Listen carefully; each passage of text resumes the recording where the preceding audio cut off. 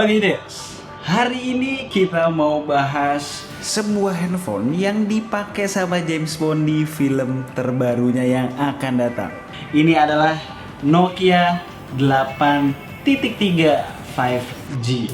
Handphone ini di-launch pada bulan Maret 2020, tapi baru dijual secara global bulan September 2020.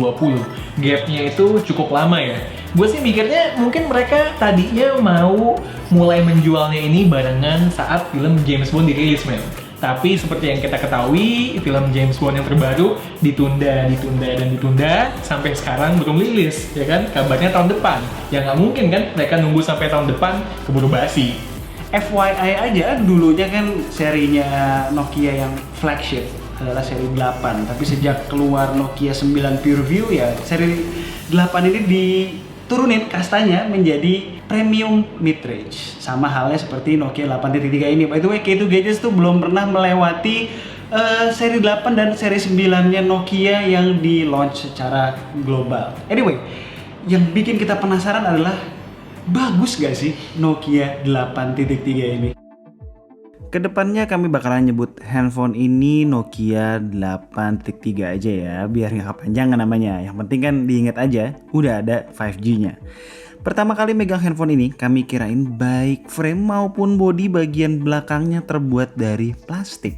Karena memang feel di tangan dan looknya seperti plastik, alias kurang premium. Tapi kami tetap bertanya-tanya, karena handphone ini nggak ringan juga, 227 gram. Ternyata setelah nyari info lebih jauh, cuma frame-nya aja yang plastik. Kalau material bodi belakangnya udah Corning Gorilla Glass.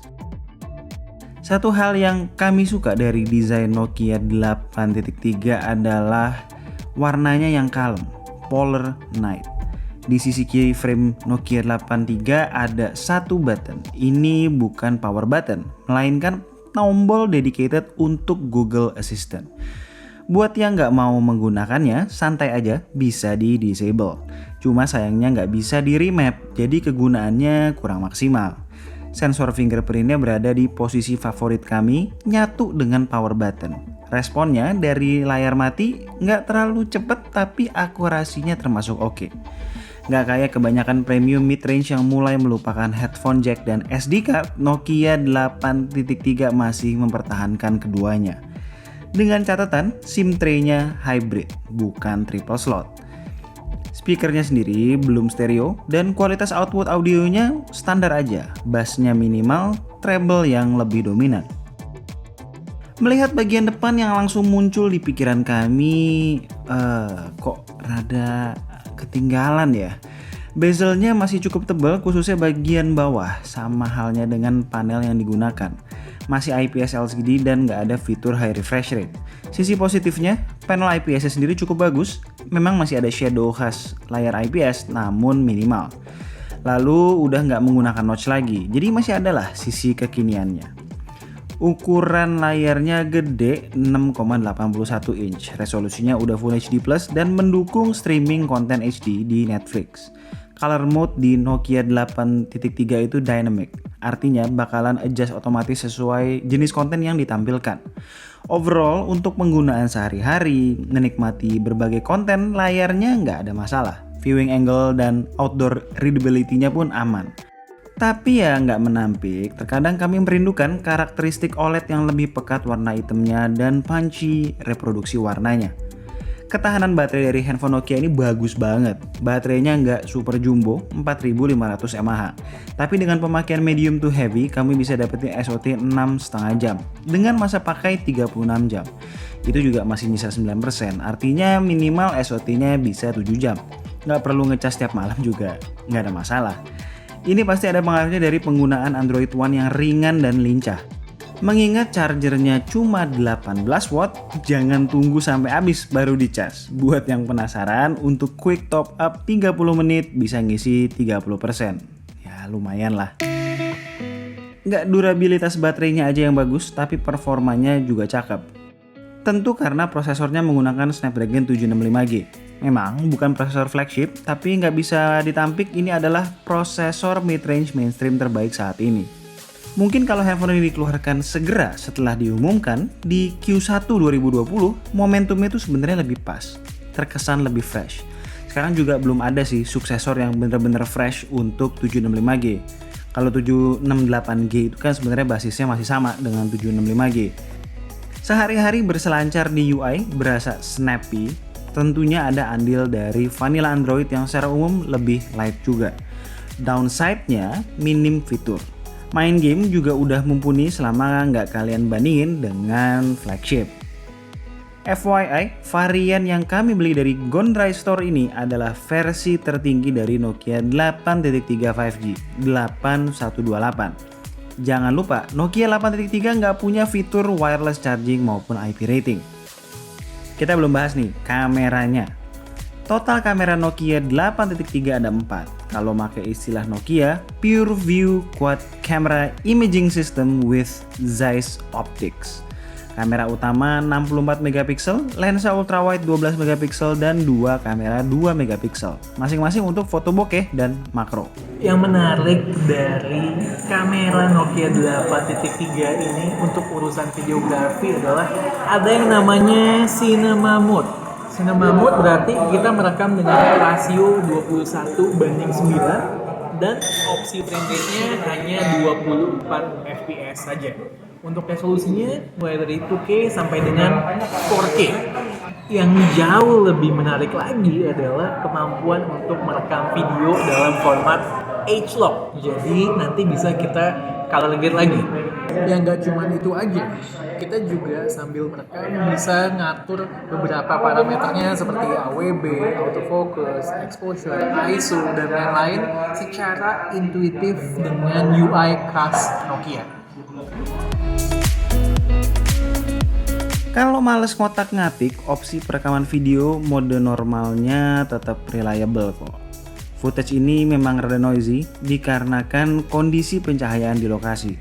Kalau kami perhatikan, dynamic range-nya bagus, footage-nya stabil, gambarnya tajam dan warnanya saturated.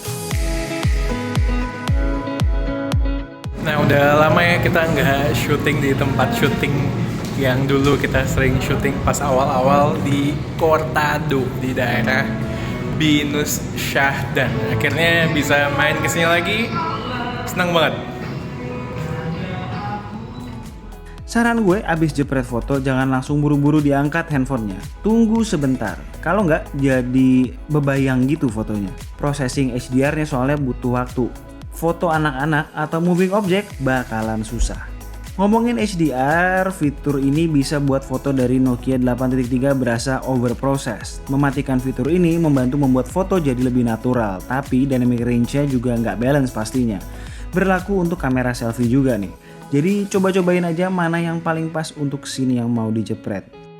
Hasil foto-foto berbagai objek dengan kondisi pencahayaan yang proper dan kondisi lighting yang tidak terlalu tricky bisa kami bilang bagus. Tajam, warnanya tidak berlebihan, dynamic range balance, dan exposure-nya on point.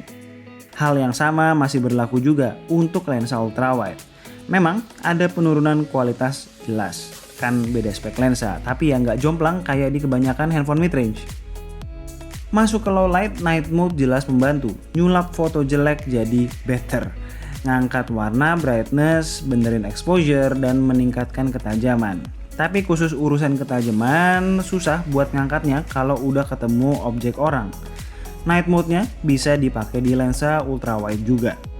Kami nggak rekomen kalian menggunakan kamera makro yang ada di Nokia 83 ini, karena rasanya sama kayak di handphone 2 jutaan yang udah sering kita coba. Untuk foto bokehnya kami suka, bukan karena kerapihan edge detection-nya, tapi karena nggak kena HDR processing tadi, jadi fotonya berasa lebih natural. Terakhir, untuk lensa selfie, the best use case senarionya adalah saat cahaya berasal dari depan wajah kita. Di luar itu banyak sekali compromise-nya, terutama sharpening yang agresif. Nokia 8.3 5G. Mungkin sebenarnya handphone ini bisa kita consider sebagai handphone yang bagus kalau rilisnya itu di awal tahun, di Q1 lah. Cuman karena rilisnya udah kelamaan, jadinya kompetitornya itu udah makin crowded yang value-nya lebih bagus daripada Nokia 8.3 5G ini. Terus juga menurut kami kayaknya Nokia as a brand perlu mengidentifikasi dirinya berada di market yang mana sebenarnya. Kalau mau jadi merek premium ya menurut gue ya, pertama mereka harus bikin customized OS sendiri deh, yang bener-bener polish, jangan terlalu bergantung sama Android One. Ya kalaupun memang bergantung sama Android One, ya dikasih fitur yang khas mereka gitu, sama supaya aja lebih rich ya. Lebih rich, kayak misalnya OnePlus itu kan sebenarnya feel-nya vanilla Android tapi dikasih fitur yang rich, jadinya sebuah OS yang polish. Dan yang kedua adalah konsistensi, menurut gue konsistensi. Mereka mau ngeluarin barang apa, timelinenya kapan, dan spesifikasi marketnya mereka tuh yang mau ditarget tuh yang mana. Itu tuh mesti jelas dan mesti konsisten Tiap tahun ngikutin jadwalnya. Betul, dan kalau misalnya emang flagshipnya seri 9 ya tiap tahun lah kalian harus mengeluarkan seri 9, seri 8 pun demikian dan seterusnya. Kalau ini kan sekarang Ya seenaknya lah. sporadik banget gitu loh rilisnya gitu loh. Jadi kita juga mau nungguinnya juga bingung. Kapan nih next seri 9, kapan nih next seri 8 gitu. Kalau mau jadi merek yang budget pun, ya nggak apa-apa. Tapi harganya juga disesuaikan sama market yang sekarang. Jangan seolah-olah kebayang masih berasa seolah-olah brand nomor 1 dunia. Itu dulu, nggak sekarang. Sekarang kompetitornya itu mereka berlomba-lomba nawarkan experience yang pol, harganya itu sangat-sangat kompetitif. Di US sendiri harga launch price-nya di $700. Itu directly competing sama S20 FE yang di US tuh ngehits banget, ya kan? Karena dia pakai Snapdragon 865 kan yang versi US-nya. Terus juga competing sama Pixel 5 yang punya juga beberapa kelebihan lain dibandingkan handphone ini. Ya kalau begitu ceritanya ya emang berat main lawannya. Jadi kami cuma bisa merekomendasikan handphone ini buat fans Nokia di luar sana karena emang ini handphone Nokia tahun ini yang paling bagus. Kecuali kalian mau menunggu sequelnya dari Nokia 9 PureView yang akan hadir mungkin tahun depan. As always, kalau kalian suka dengan video kami boleh klik like, share, dan subscribe. Jangan lupa klik icon bell yang di bawah supaya kalau kita ngeluarin video baru kalian langsung tahu. Kalau mau tanya-tanya mengenai Nokia 8.3 5G boleh drop komen di bawah dan Tunggu racun-racun kami berikutnya. bye guys. Bye.